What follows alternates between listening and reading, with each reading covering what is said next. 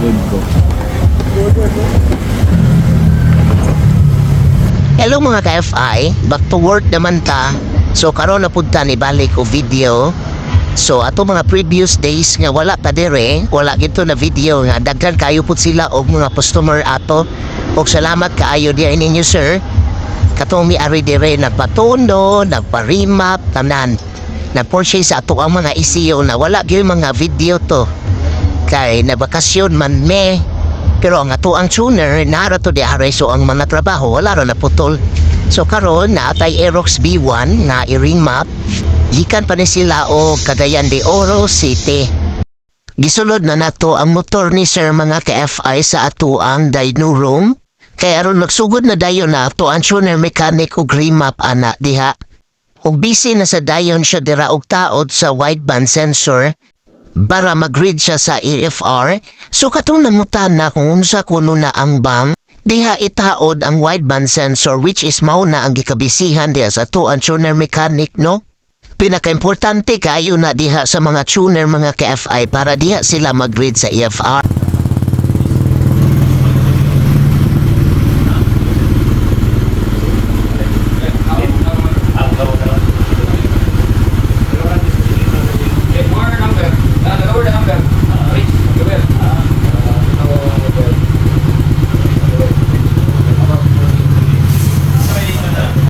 O same lang gihapon ang buhaton sa tuan tuner mechanic ana mga ka-FI no mag-edit lang gihapon siya sulod sa parameter sa ECU.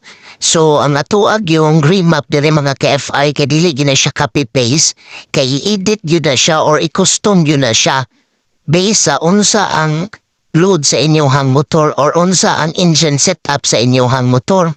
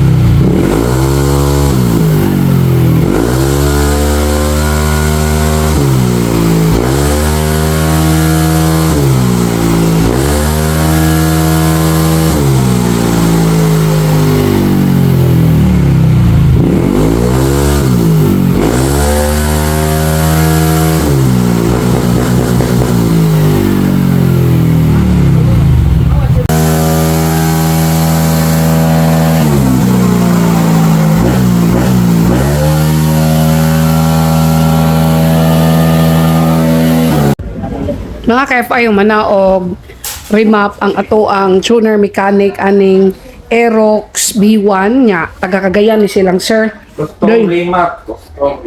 Custom remap. Dayon, mangutan na ta sa tuang tuner mechanic kung unsay setup aning Aerox ni sir. Unsa ganito yung setup ni ay before anything else mo ang atong tuner mechanic ang atong pangutan-on kay ang tagian ni dili siya gusto magpakita. Ulaw. Kay basin maulaw siya sa tuang tuner mechanic. Unsa gani setup ani? Run out na to 180cc stock stroke 63 tapos nakang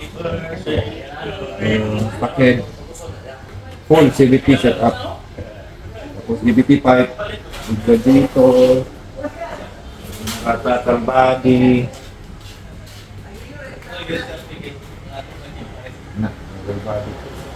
pang-endurance nila pang-endurance.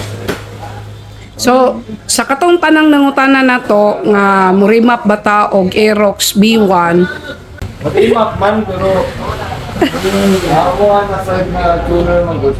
sa kuha. So, taas mo proseso, labi na modified engine. Butan ka lang sa word na kansi, misa times instead sa mga programmable issue. Makahuman kayo sample tulo sa isang equivalent sa isang kung mga modified engine, so istang-istang lang, okay ra, dali pa kayo. Okay. So mao tong gingon sa tuan tuner mechanic nga ato ang remap dire custom gid siya. Dili siya copy paste. So mag-expect ta nga medyo nindot gyud pud ang iyahang result kay dili man siya kanang gi-copy na ba, gi-custom gyud siya kung unsa ang setup sa imong motor. Umandaan na File. files, tapos send sa klase-klase ng motor.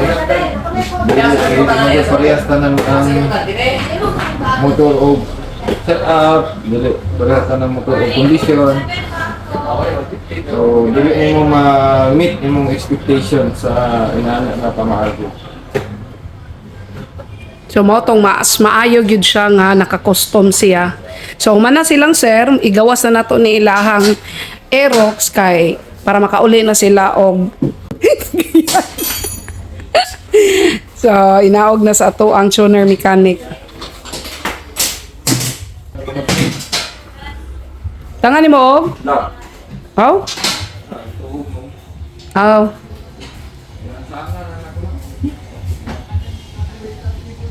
Daghan salamat mga sir. Bye-bye!